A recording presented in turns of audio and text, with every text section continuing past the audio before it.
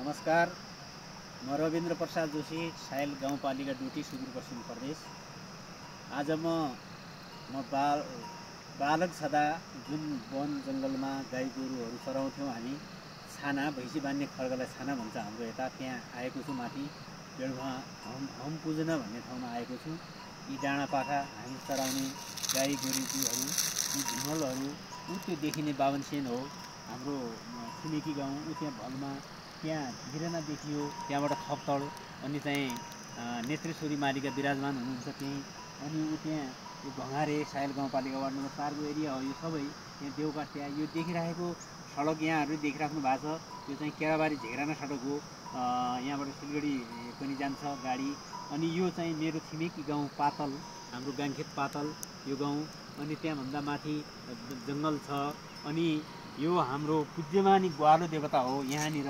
यहाँहरूले देख्न सक्नुहुन्छ यो खिराको रुख छ, खिराको फेदनी र ग्वालो देवता हो। उहाँको कृपाले हामी यहाँ चाहिँ अगाडि चाहिँ यो छाना खर्गहरूमा उहाँ ग्वालो भनेको उहाँले चाहिँ गर्दा बाघ नखाने अनि गाई गोरुलाई बिमार नहुने, भैँसी चाहिँ तन्दुरुस्त रहने जनश्रुति छ, जनविश्वास छ।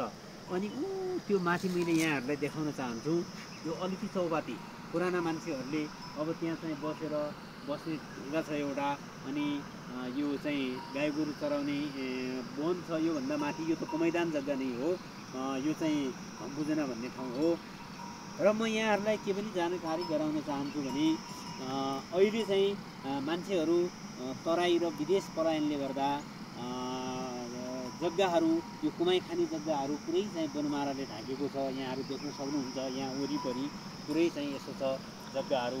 अनि यो चाहिँ यो ठुलो कुलो हो, जुन कुलो सायद हाम्रो चाहिँ वार्ड नम्बर 4 को त सबभन्दा ठुलो हो। यो चाहिँ यहाँदेखि वार्ड नम्बर 5 सम्म सिँचाइ हुन्छ। यसले खनखोलाको पानी कलकल बगिरहेको छ यहाँ। र म यहाँहरूलाई अर्को पनि के जानकारी गराउन चाहन्छु भने मेरो चाहिँ सानैदेखि लेख्ने बानी छ। म अलिअलि गीत गाउँछु, स्वर त्यति राम्रो छैन, सिर्जना गर्छु, मैले रचना गर्छु। म यहाँहरूलाई अलिकता स्मरण गराउन चाहन्छु। मैले 2050 सालमा एसएलसी उत्तीर्ण गरेको हो। 50 सालमा हामी एसएलसीको लागि पढ्न धनगढी गएका थियौँ।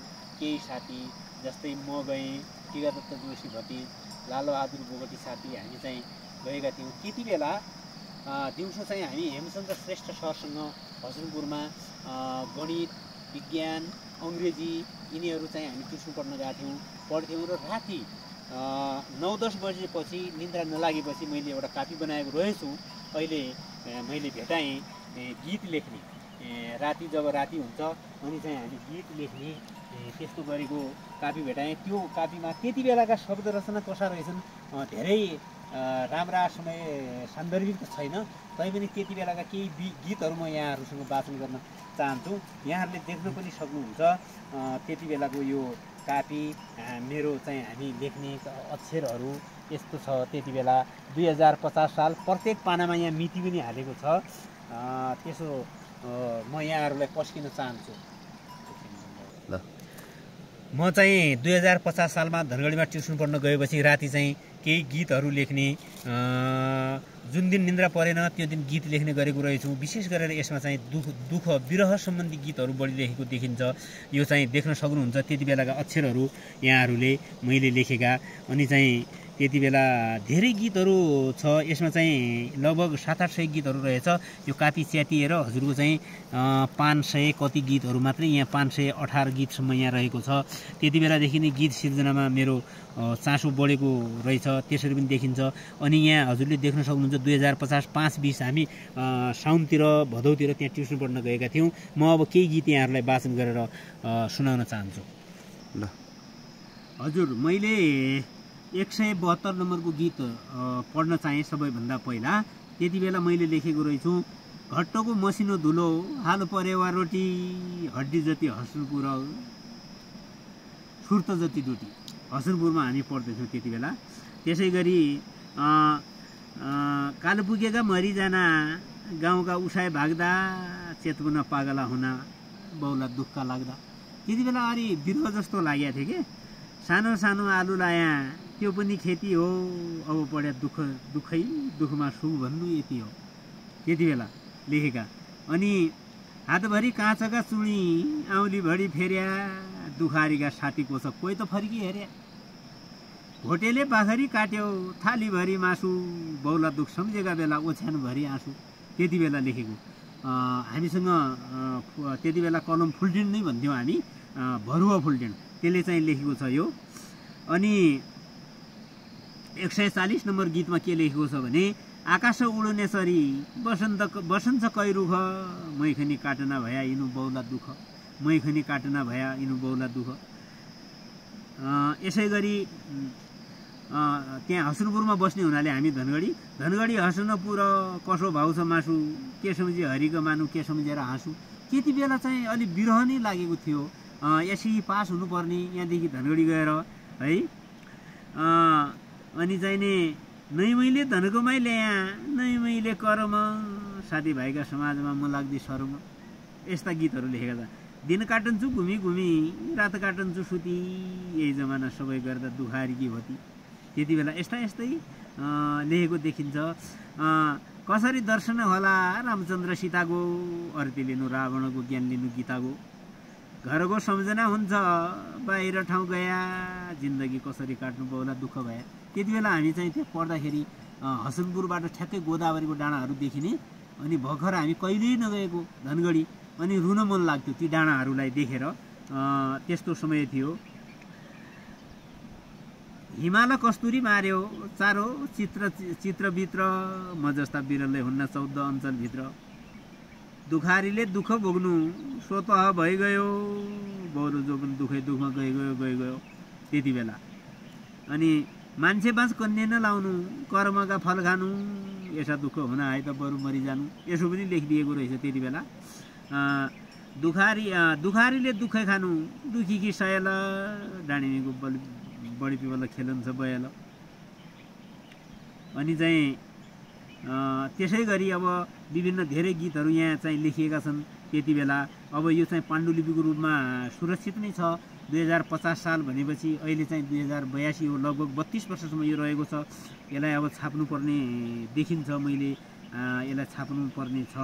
मेरो जहिले पनि मैले चाहिँ लेख्ने नै गर्थेँ। त्यसपछि 2055-56 तिर भुवन प्रसाद दाहालजीलाई मैले दिएका गीतहरू रचना गरेको कापी पनि भेटाएँ मैले।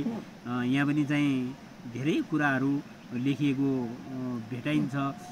के गर्नुहुन्छ अब त्यति बेला यो नेताको नीति राष्ट्रको स्थिति भन्ने पनि मैले एउटा रचना गरेको छु। धेरै कुराहरू। अनि विशेष गरेर त्यति बेला अब माया प्रेमकै गीतहरू मेरो पनि चाहिँ भर्खरको यौवना अवस्था थियो, त्यस्तो थियो। एउटा चाहिँ यहाँ के लेखेको देखिन्छ भन्नुहुन्छ भने, दसैँका जमरा लाउन मन भएको चङ्गा, कसैकी फुलबाडी बाँझी धन्य सेती गङ्गा। 2057 सालमा जब सेती बस दुर्घटना भएको थियो त्यसको बारेमा पनि मैले चाहिँ लेखेको रहेछु। नै दिपाइलो कच्ची रोड, नै रे सानो रो पुल, सिर नपहिरनु भयो हजारीको फुल। यो चाहिँ हजुरको असोज 21 गते चाहिँ 57 साल असोज 21 गते दिपाइलको पुलबाट बस चाहिँ अछाम जाने बस दुर्घटना भएको थियो। त्यति बेला लेख्या रहेछु मैले। असोज 21 गते 57 साल, दोस्रो दिन दसैँको टिका के खिआइ थिए काल। उही चिसो रक्सीको पानी, उही चिसो उसै चिसो भात, डोटी दिपाइलो गसेर 12 बजे रात। दिउँसो बस पाइँदैन पाइन्या, बस हिटेकी रात्रि, अनुमानित 40 जना बस मिथ्या यात्री। 9434 नम्बरको गाडी, भँवरा सेतीमा डुबी कठै फुल भाडी। नेपाल आमाका 100औं पुत्र कसरी पाली भई, ड्राइभर पापीले बस कसरी फाली भई। त्यति बेला यो पनि रचना भएको छ। लगभग देशमा चाहिँ प्रजातन्त्र आउँदाका घटनाहरू पनि यहाँ चाहिँ रचना भएका छन्।